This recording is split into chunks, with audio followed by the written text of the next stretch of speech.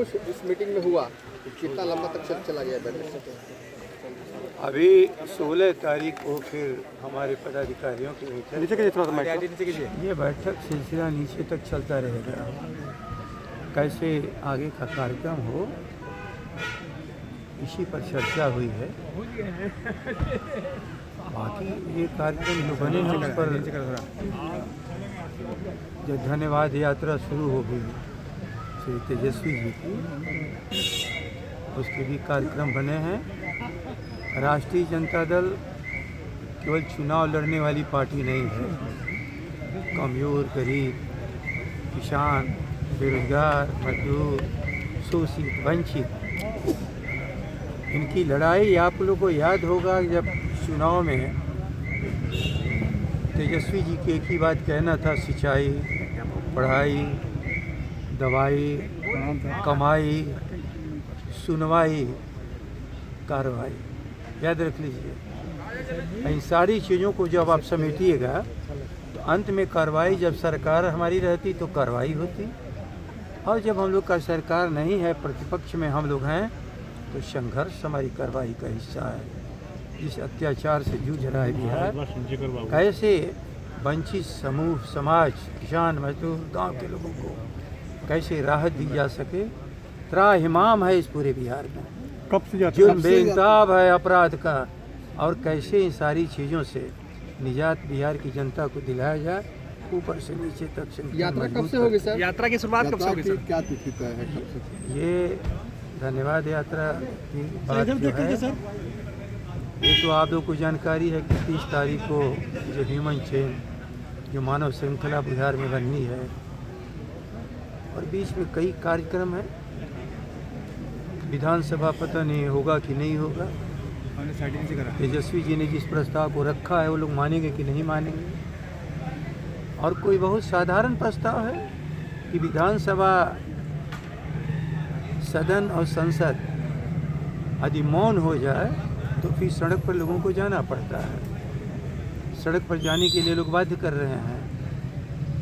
सदन की गरिमा ये लोग ख़त्म कर रहे हैं, और जब बहुमत अत्याचारी हो जाए तो सड़क पर लोगों को उतरना पड़ता है।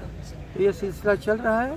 पूरे देश के किसान भी परेशान है और बिहार तो मुख्यतः परेशान है। सर, ललन सिंह ने कहा है कि कब से यात्रा होगी? यात्रा की तारीख तय नहीं हुई है। लोगों ने क्या कहा ये हमारा विषय नहीं है। ललन सिंह ने कहा है कि सर अगर वो चाहेंगे भूपेंद्र यादव तो तेजस्वी यादव की पार्टी को पूरा तोड़ देंगे, विलय करा देंगे बीजेपी में। आप लोग के कहने से मैं नहीं बोलता हूँ, वो बोले होंगे, आप सुने होंगे। राष्ट्रीय जनता दल एक संयम से आगे अपने कार्यक्रम पर चलती है। किसी के गुस्सावे से कोई हम लोग को मतलब नहीं। बाकी अन्य दल क्या कहते हैं वो उनका काम है। हम लोग अपने दल को कैसे संगठित करके इस बिहार की जनता को अत्याचार से, जो हुकूमत का अत्याचार और जुल्म है, उससे हम निजात दिलावें, ये हम लोग का विषय। यात्रा का तारीख तय हुई है सर? क्या जी 30 को तो ह्यूमन चैन है, तो यात्रा की शुरुआत मतलब कब से होगी? क्या कुछ अब इसका कार्यक्रम बनेगा।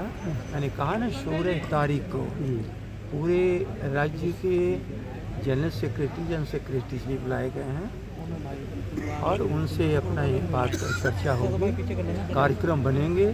लेकिन निश्चित आप मान के चलिए, इस बिहार की जनता को निरीह अवस्था में हम लोग नहीं रहने देंगे। ये जुल्म करने वाले जुल्मी लोगों से हम लोग निजात दिलाएंगे, और बिहार की जनता को कार्रवाई के नाम पर जो आश्वस्त किया है तेजस्वी जी ने, जब हमारी सरकार नहीं है तो हम विद्रोह जो आज के जम पर खड़ी है ये बिहार की जनता, नेतृत्व फिर उसको दिया जाएगा, और किसानों को कभी परेशान, बेरोजगारों को नहीं होने दिया जाएगा। ये बात कहाँ से आ गई कि तेजस्वी जी ने एक ऐसी लोगों के बाद सामने बात रखी जो संभव ही नहीं था, और जिस बात को जो सरकार असंभव कहती है, उस सरकार को तो कुर्सी पर बैठने का कोई हक नहीं है। बेरोजगार मारा फिरेगा, और जब हम उसकी बात को कहेंगे तो आप कहोगे कि असंभव बात है। तब आप कह रहे हो कि हम नौकरी नहीं देंगे, रोजगार देंगे। लाओ रूपरेखा, बताओ कि क्या करोगे। लेकिन बिहार का किसान और उसके संतान, ये दोनों बेरोजगार हो रहे हैं। सर राजद के बागियों के लिए तेजस्वी यादव ने मंच से कहा था कि कार्रवाई की जाएगी। मंत्री ने कहा है कि जो विदेशी घुसपैठियां हैं सीमांचल से उन्हें हम भगाएंगे। इसके लिए आरजेडी की तरफ से क्या आप लोग क्या प्लान है आप